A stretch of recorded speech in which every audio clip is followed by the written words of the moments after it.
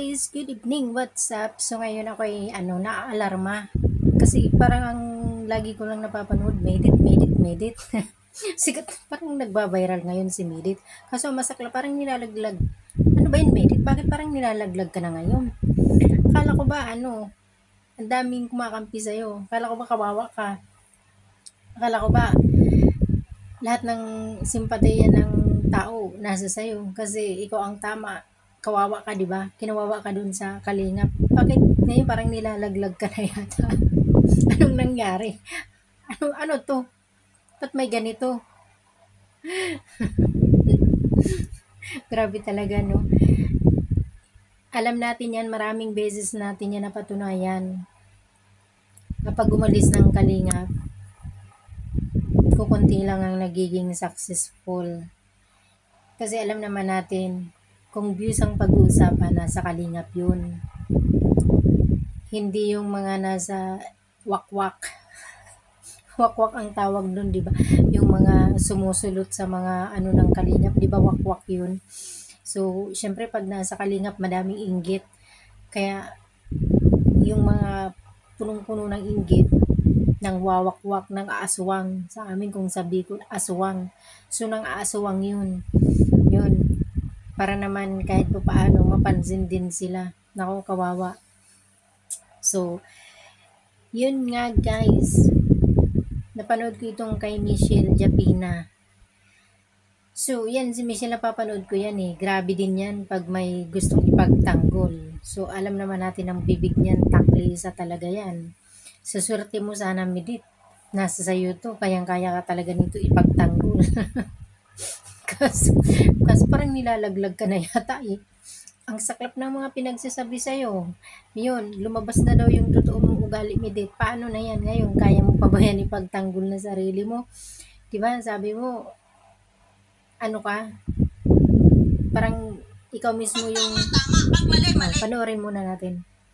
Ha? Ngayon, yung mga pinigil ko yung sarili ko na wag sabihin, na wag gawin. Ha? Punto per punto natin. Ha? Punto per punto natin. Nang maintindihan nyo mga Medit community. Ha? Makinig kayo mabuti. Hindi kami robot ng mga supporters. Hindi kami robot ng mga defender or reactionist. Ha? Nagbibigay kami ng suporta pusa bukal sa aming puso. Ha? Buti sana kung ako at si Kapitana at si Ate Dang Bariti walang nagawang mabuti sa'yo, Medit. Ha? Bago ko to umpisahan, ha? Huwag kang magyabang. Wala ka pang ipagyayabang. So, ito na nga. Parang napansin ko kay Medit. Kasi 'di ba nung nasa kalingap, kitang-kita naman natin, alam natin kung paano siya natulungan. So 'di ba parang hindi niya ina-acknowledge yung tulong ng kalingap. Parang tingin ko may kayabangan talaga siya eh. Yung parang ma-pride siya na yung nararating niya, parang ayaw niya na may tao na masasabi na kaya ka nakarating sa ganyan dahil kay ganito. Ang gusto niya talaga makilala din siya ng tao sa sarili niyang sa sarili niyang sikap, sarili niyang lakas. Na committed. Kahit anong takip mo, hindi mo yan matatakpan. Kasi kita-kita namin kung paano ka naumpisahan, kung paano ka nag-umpisa. Alam namin yun. Kaya kahit anong takip mo dyan, yung katotohanan na yun ang hindi mababago ng kahit ano pa na pagtatry mo na matakpan yung ginawa ng kalingap. Hindi yan. Kasi napanood yan ng marami. Marami kaming supporters ng kalingap. So maluluko mo yung iba pero hindi mo kami maluluko. Okay? Nagtatali-talinuhan ka na sinasabi mo na parang yun ang gusto mo ipamukha sa mga nagsusuporta sa iyo na matalino ka. So yun ang lagi nilang sinasabi tungkol sa iyo, matalino ka, brainy ka, magaling ka magsalita. Ayan sabi ni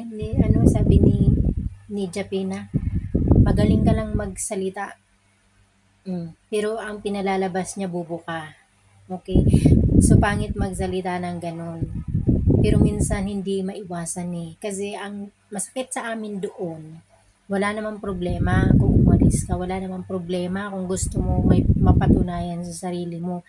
Pero wag mong sisirain or gagawa ng kwento yung tumulong sa'yo. So, kagabi hindi pa sa akin malinaw yung mga kinakagalit ng mga reactors, okay? So, talagang galit na galit sila. So, ngayon lately may napanood ako na isa ka pala na isa ka pala na gusto patirahin yung kalingap na nagkukunwari ka dati na sinasabi mo na appreciated mo yung kalingap. Tumatanaw ka ng utang na loob. Pero bakit may ganon? Na gusto mo banatan si Joy tsaka si Dan? So, yun ba yung tumatanaw ng utang na loob? So, ano nagawa sa'yo ng mga kalingap? Anong kasalanan nila sa'yo? 'Di ba? Kung nagkaroon ka ngayon ng mga supporters, may viewers ka, may ano ang tawag nito? Sponsors ka nang dahil yan sa kanila. Ngayon naging scholar ka. Paano ka naging scholars dahil din sa kalingap? So wala bang nagawa sa iyo? Yan bang gusto mong palabasin? Sariling sikap mo yan? Kung naging scholar ka, dahil ba yan sa'yo? Ha, Merit? Dahil ba yan sa'yo?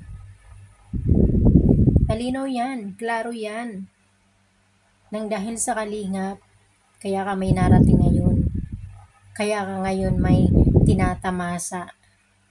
Okay? So, paano na yan ngayon na may na tumatanggol sa'yo, parang binabagsak ka na? Alam mo, swerte mo sana na pinagtatanggol ka nito ni Japina eh. Dahil napapanood ko yan kung paano yan dumakdak eh. Kung paano yan taklis. Kung paano binabanatan yan si Ate Edna tsaka yung mga kalingap. Swerte mo sana na nandyan yan sa'yo.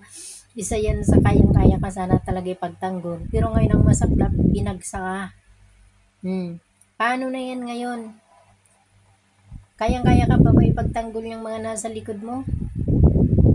Kapit ka.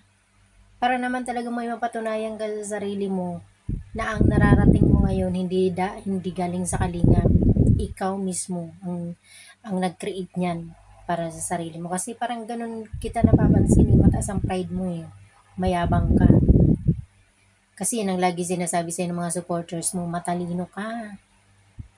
Wala naman masama maging matalino, sino bang ayaw maging matalino? Pero yung talino naman sana na totoo, hindi yung may kayabangan. Kaso yung talino mo parang may kayabangan eh, may pride eh. Hindi mo matanggap sa sarili mo nang dahil sa kalingap kaya ka may naumpisahan. Okay, sabihin na natin na ikaw ang nagpapatuloy, syempre buhay mo yan eh. Pero huwag mong kalimutan na ang dahil sa kalingap, kaya ka ngayon may nasimulan. Yan ang totoo dyan. Kaya huwag mo sila itsupera. Tsaka wala naman masama kung gusto mo umalis ng kalingap. Wala namang pipigil sa'yo. Lahat naman tayo gusto natin magkaroon ng future. Lahat tayo gusto natin magpatuloy sa buhay na tayo yung nagpapatuloy ng buhay natin. Pero yung katotohanan ng dahil sa kalingap, hindi mo yan mabubura. Dahil yan ang totoo. Kahit anong takip mo dyan, yan ang katotohanan dyan. Tinutuloy mo ngayon, pero sila ang nag-umpisa. Kung bakit ka ngayon may napuntahan, kung bakit ka ngayon may inuumpisahan, kung bakit ka ngayon may tinutuloy sa buhay mo nang dahil yan sa kalingap. See? Paano na yan ngayon?